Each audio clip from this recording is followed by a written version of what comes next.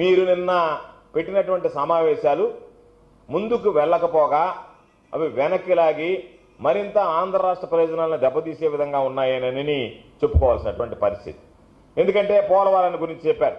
పోలవరంలో మండలంలో ఉన్నటువంటి పోలవరానికి సంబంధించి ముంపు మండలాల్లో ఉన్నటువంటి కొన్ని గ్రామాలని తిరిగి ఇవ్వాలనేటువంటి నిర్ణయం ఒకటి వచ్చింది అని చెప్పి దాని మీద మీ స్పందన కనిపించలేదు. దాని మీద ఈరోజు నిజంగా ఆందోళన చెందాల్సినటువంటి పరిస్థితి. పోలవరాన్ని గురించి పోలవరంలో ఉన్నటువంటి ముంపు మండలాల్లో కొన్ని గ్రామాల డిమాండ్ వాళ్ళు పెడితే దాని మీద మీరు ఏమి స్పందించారు అనేటువంటిది బయటకు చెప్పకపోవడం, మీడియాలో వాళ్ళ దానికి సంబంధించినటువంటి ఆ సమస్యని వాళ్ళు తీసుకొచ్చారు సమావేశం ముందుకే అని చెప్పానని వాళ్ళ ఇష్యూని రైజ్ చేశారు, ఆ సమస్యను తీసుకొచ్చి ముందు పెట్టారనేటువంటి దానికి ఎక్కడా ఇతిమిద్దంగా సమాధానం చెప్పినటువంటి సందర్భం లేదు. ఒకవేళ నిజంగానే మీ మధ్య కనుక వచ్చుంటే ఈరోజు ఈ ఉమ్మడి రాష్ట్రానికి సంబంధించి గతంలో 9 సంవత్సరాలు పనిచేశాడు చంద్రబాబు నాయుడు ముఖ్యమంత్రిగా. ఏ రోజు పోలవరం ప్రయోజనాల గురించి కానీ పోలవరం ప్రాజెక్టు గురించి కానీ ఆలోచన చేసినటువంటి సందర్భం కూడా లేదు. చంద్రబాబు నాయుడు రక్తంలో రైతుల గురించి కానీ రైతు ప్రయోజనాల గురించి కానీ సాగునీటి ప్రాజెక్టుల గురించి కానీ పట్టించుకున్నటువంటి దాఖలాలు లేవు. అందులో భాగంగానే ఉమ్మడి రాష్ట్రానికి ముఖ్యమంత్రిగా పనిచేసినటువంటి 9 సంవత్సరాల్లో కూడా పోలవరాన్ని గురించి పట్టించుకున్నటువంటి పరిస్థితి లేదు.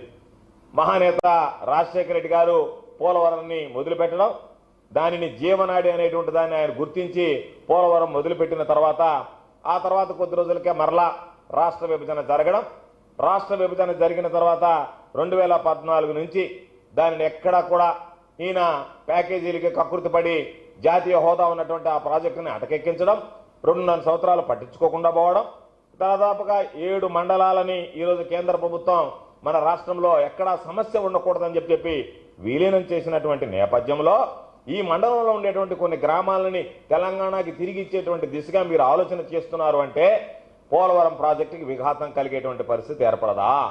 పోలవరం ప్రాజెక్టు విషయంలో ఎందుకు మీరు రాజీ పడేటువంటి ప్రయత్నం చేస్తున్నారు? కొన్ని మీడియా సంస్థల్లో వచ్చేటువంటి వార్తలను మీరు ఎందుకు ఖండించడం లేదు? అనేక మీడియా సంస్థలు మాట్లాడుతున్నాయి. పోలవరాన్ని శాశ్వతంగా అటకెక్కించేటువంటి ప్రయత్నం మీరు చేస్తున్నారు. ఎందుకంటే మొన్న వెళ్ళినప్పుడు ఎప్పటికి పూర్తవుతుందో తెలియదు అని చెప్పి చేతులు ఎత్తేశాడు. కాబట్టి విభజన చట్టానికి సంబంధించి కేంద్రం పార్లమెంట్లో ఆమోదిస్తే దానిలో సంబంధించినటువంటి దాంట్లో ఓళ్ళని వాళ్ళకి ఇచ్చే దిశగా మీరు అడుగులు వేయడం అని అంటే అసలు ఎవరికి అర్థం కానిటువంటి పరిస్థితి. రాష్ట్ర ప్రయోజనాల్ని పణంగా పెడుతున్నావా, రాష్ట్ర ప్రయోజనాల కోసం పనిచేస్తున్నాడా చంద్రబాబు నాయుడు గారు అనేటువంటిది తెలియనటువంటి సమస్య. ఈరోజు ఒక అత్యున్నత స్థాయి సమావేశమని ఇద్దరు ముఖ్యమంత్రులు కలిసి కూర్చొని మాట్లాడేటువంటి సమావేశంలో పోలవరానికి సంబంధించినటువంటి ఆ గ్రామాల విషయంలో మీరు ఏదైనా సరే అటువంటి ఉదాసీన వ్యవహారం అవలంబించి మీరు కనుక ఏదైనా నిర్ణయం తీసుకుంటే అది రాష్ట్రానికి ఉరితాడుగా మారదా? కేవలం గోదావరి జలాలు అనేటువంటి గోదావరి జిల్లాలకే కాకుండా రాష్ట్రానికి శాపంగా పరిణమించేటువంటి పరిస్థితి ఉందా లేదా ఒక్కసారి మీరు ఆలోచన చేయండి.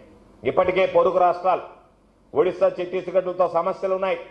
ఆ సమస్యల్ని అధిగమించి అనేక రకాలుగా ముఖ్యమంత్రిగా జగన్మోహన్ రెడ్డి గారు చూపించినటువంటి చొరవ ఈరోజు ఒక సమస్యకి పరిష్కార దిశగా రావడం జరిగింది.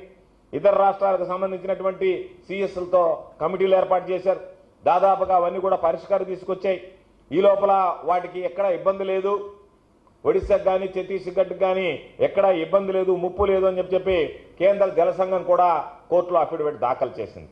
కాబట్టి దానికి సంబంధించినటువంటి అడ్డంకులు దాదాపుగా తీరిపోయి కొలిక్కి వచ్చేటువంటి సమయంలో మరలా మీరు పోలవరంకు ఉన్నటువంటి ఆ ముంపు మండలాల్లో ఉండేటువంటి గ్రామాలను తిరిగి తెలంగాణకి విలీనం చేస్తాము తెలంగాణ రాష్ట్రంలోనంటే సమస్య మరలా మొదటికి వచ్చేటువంటి ప్రమాదం లేదా అనేటువంటిది ఆలోచన చేయండి. ముంపు గ్రామాలని ఈరోజు మనం ముంచేస్తే పోలవరం ప్రాజెక్టు ఏ విధంగా ముందుకు సాగుతుంది? మరలా కొత్త సమస్యలు ఉత్పన్నమైనటువంటి పరిస్థితి ఉంది. కాబట్టి మీరు తీసుకునేటువంటి నిర్ణయం ఏ విధంగా ఉంది అంటే మన రాష్ట్రం జుట్టు తీసుకువెళ్లి తెలంగాణ చేతిలో పెట్టినట్టుగా ఉంది తప్ప రాష్ట్ర ప్రయోజనాలను కాపాడేటువంటి విధంగా కాకుండా రాష్ట్ర ప్రయోజనాలను పణంగా పెట్టేటువంటి విధంగా ఉంది తప్ప మరొకటి కాదు అని చెప్పి ఈ సందర్భంగా మాట్లాడుతూ